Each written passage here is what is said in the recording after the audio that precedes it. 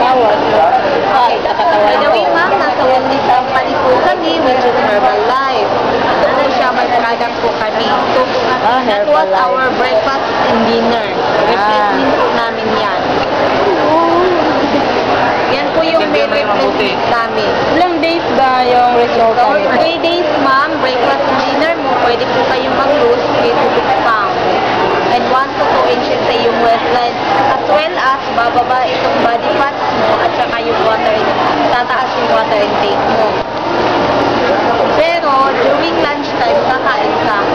Eat all you can during lunch. Pero pag breakfast na, ma'am, yan na lang. Kahit ano, pwede kainin. During lunch, Then, pagka breakfast, yan lang.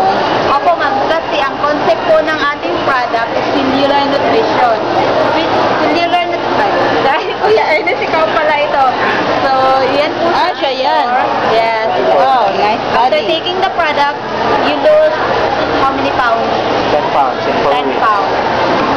Opo. 4 weeks? Okay, ganito 4 po, weeks, ma'am. 1 month? Ito po yung equivalent ng shake. More vitamin A po siya than ang mango.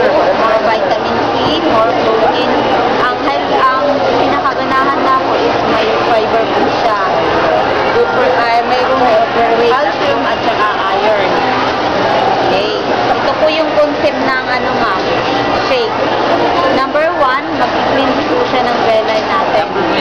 Number 2, absorption. Siyempre, pag na-cleanse na po, absorption na po.